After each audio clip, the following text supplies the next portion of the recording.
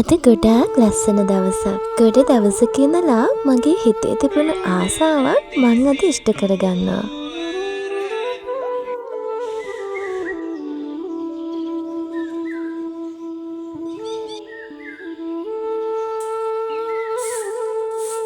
උදේ හැම වැඩක්ම ඉවර කරගත්තට පස්සේ මම මේ දෙන්න එක්කත් ඉන්න චූටිම හරි වෙලාවක් වෙන් කරගන්නවා. මොකද මං උදේ පාන්දරම දකින්න ආස දෙන්නෙක් තමයි මේ ඉන්නේ. මේ දෙන්න අපේ ගෙදර නන් නෙවෙයි.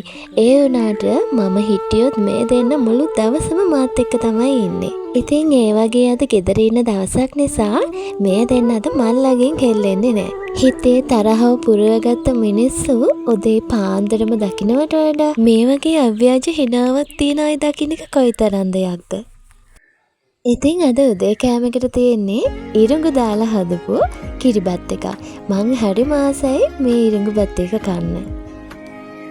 ඒකත් කාලේ ඉවර වෙලා රෙදි ටිකක් තිබුණා. මම ඒකත් සෝදා ගන්න තමයි ලෑස්ති වෙන්නේ. මේ වැඩ අතරේ මට පුංචි දෙයක් හම්බුණා. මේ බලන්නකෝ. ආට මතකද මේ අයිස් පැකට් එක? ඉස්සර මේක රුපියල් 5ට තිබුණේ. ඒත් දැන් බලන්නකෝ. දැන් රුපියල් 20යි. ඉස්කෝලේ කාලේ කී දෙනෙක්ගේ බඩකට පුරවන්න මේ අයිස් පැකට් එකට පුළුවන් වෙලා තියෙනවද? ඔන්න අද බණ්ඩි අම්ම කෙනෙක්ට කෑම වේලක් දෙන්න තමයි ලෑස්ති. මං ගොඩාක් දවස් ඉඳන් බලන් හිටියේ මේකට. ඒ වුණාට මට දෙන්න වෙලාවක් තිබුණේ නෑ. ඉතින් අද නිවාඩුවක් අරගෙන මං ඒ වෙනුවෙන් කෑම වේලක් දෙන්න හිතුවා. ඉතින් අද ඒකට මම හදන්නේ පොලොස් කරි එකක්, ඒ වගේම ඇඹරැල්ල මාළුවක්, ඊට පස්සේ මුගුරෑන කොළමැල්ලුමක්, ඒ වගේම කට්ලට් ටිකකුත් හදාගන්න හිතන් ඉන්නවා. එයා මස් මාළු මුකුත් කන්න කැමති නැහැ මේ බබා හම්බෙන්න ඉන්න දවස් ටිකේ. ඉතින් එයාට කන්න ආස නැහැ කියලා තමයි කිව්වේ ඒවා. ඉතින් ඒ නිසා මං හාල් මැස්ස හරි කරවල හරි හදන්නම් කියලාත් හිතන් ඉන්නවා. බලමු අද මං කොහොමද මේ ටික හදන්නේ කියලා. සාමාන්‍යයෙන් මං පොලොස් කරි එක හදද්දී උදේට ගන්නවා නම් රැට තමයි ලිපේ තියන්නේ කුළුබඩු ටිකයි කිරි ඔක්කොම දාලා. ඉතින් එතකොට උදේ වෙද්දී හොද්දට තැම්බිලා තිනවා. රසම රසයි ඒ විදිහට හැදුවම. ඉතින් ඔයත් හදලා බලන්න. මට හවස තමයි මේ කැම ටික හදා ගන්න ඕනේ.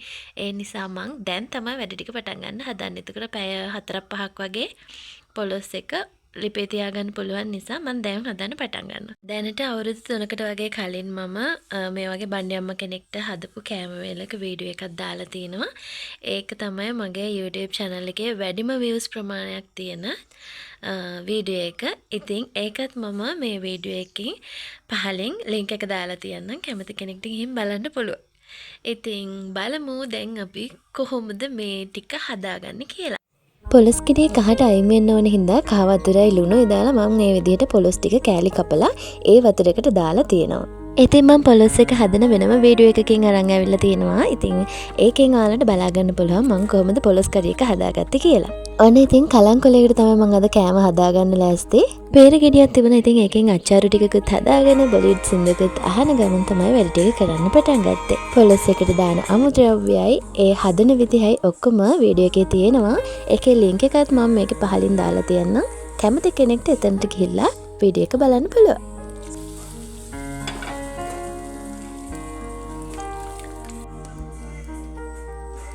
ඔන්න ඉතින් පොලොස් එක නම් හරි. දැන් තියෙන්නේ මට අනිත් අට ටික පටන් ගන්න. මේ හදන්නේ මං කට්ලට් එකට ඕන කරන ෆිලින් එක. කට්ලට් හදන හැටි ඉතින් හැමෝම දන්නවනේ. ඒ නිසා මං එක වෙනම කියන්නේ නෑ.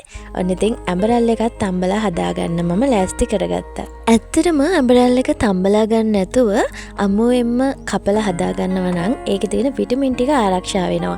මං ඉක්මනට වැඩේ කරගන්න ඕන නිසා තමයි මේ විදිහට හැදුවේ. අනේ ඉතින් ඇඹරැල්ල එක තෙල් දාගන්න තමයි දැන් මට තියෙන්නේ. මම මේවට ඕන කරන ලූණු, තක්කාලි හැමදේම හැම එළුවලකටම ඕන විදියට කලින්ම කපලා තියාගත්තා. ඒකෙන් මගේ වැඩ ටික ගොඩක් ලේසි වුණා. දැන් අපි මේක ටෙම්පරාදුවක් දාගෙන ඉමු.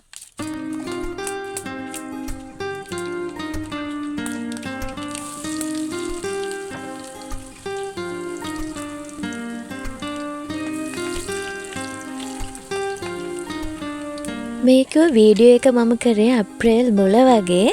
ඒ වුණාට ඉතින් එඩිට් කරගන්න වෙලාවක් නැතිබුණේ හින්දා තමයි මං අද වීඩියෝ එක අරගෙන එන්නේ. ඉතින් මං හැම අවුරුද්දකම වගේ බණ්ඩි අම්මලාට කෑම එකක් අනිවාර්යයෙන්ම දෙනවා. මට දැන් අවුරුද්දක් වගේ ඒක කරන්න බැරි වුණා. ඒ නිසා තමයි මම මේ අවුරුද්දෙන් අනිවාර්යයෙන්ම දෙනවා කියලා හිතුවේ. අද මැල්ලුම් එක හදාගන්න තමයි දැන් ලෑස්ති වෙන්නේ. අනේ අතරම මං කට්ලට් ටිකක් බෙදගන්න තමයි මේ ලෑස්ති කරගන්නේ. ඉක්මනට මේ වැඩ ටික ඉවර කරගත්ත මොකද හස්බන්ඩ් එන ගමන් මාව එක්කන් යන්න. ඔක්කොම වැඩ ටික ඉවරලා මං වොෂ් එකකුත් දාගෙන තමයි කැම ටික පාර්සල් කරන්න හිතුවේ. කෙසෙල් කොලෙත් හොඳට පදම් කරගත්තා. මං කෙසෙල් කොලේ තියන්නේ මේ කලංකොලේ උඩින්.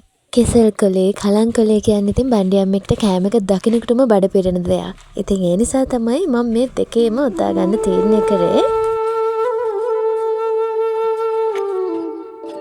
අපි හැමදාම කරන්නේ අපේ වැඩ වෙනුවෙන් මහන්සි වෙන එක. හැබැයි මේ වගේ දේවල් වෙනුවෙම චූටි හරි කාලයක් වෙන් කරොත් ඒක වගේ මානසික නිදහසටත් බලපානවා.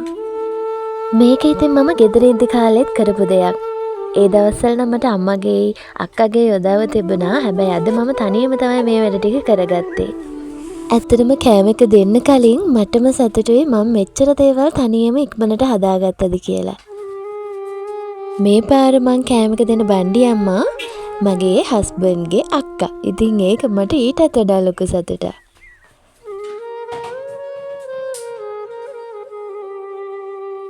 ඔන්න කරවලයි පරිප්පුයි හදන වීඩියෝ එක නම් මම මේකට එකතු කරේ නෑ.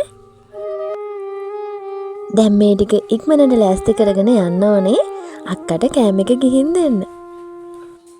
අපි සාමාන්‍යයෙන් කෑම එකක් අරන් යද්දි බණ්ඩි අම්මට විතරක් අරන් යන්නේ නෑනේ.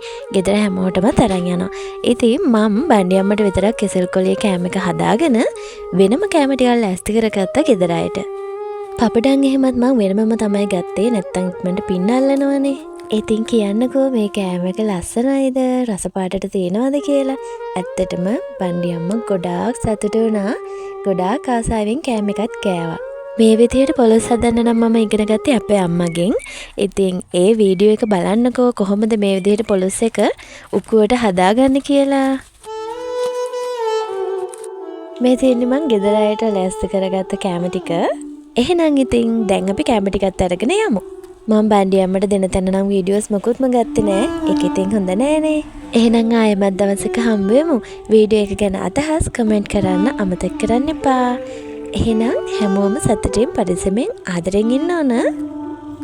කතාවේ අවසානයේ තුටින් නිමාවේ මල් පිපෙනා දුහුල් තලාවේ ඔය සුවඳයි මගේ